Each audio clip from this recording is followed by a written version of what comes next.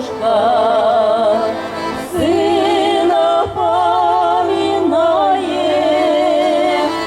сын в краю далеком родину спасает, сын в краю далеком родину спасает.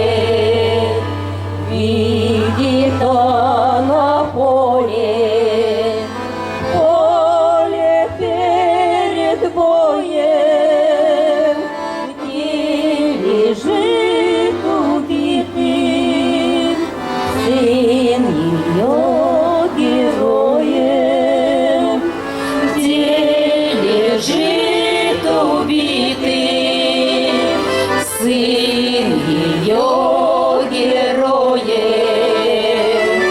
На груди широкой брызжет кровь, как пламя, а в руках застыло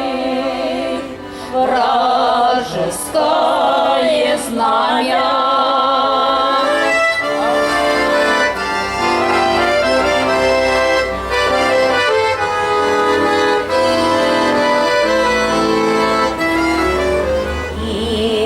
Счастья горе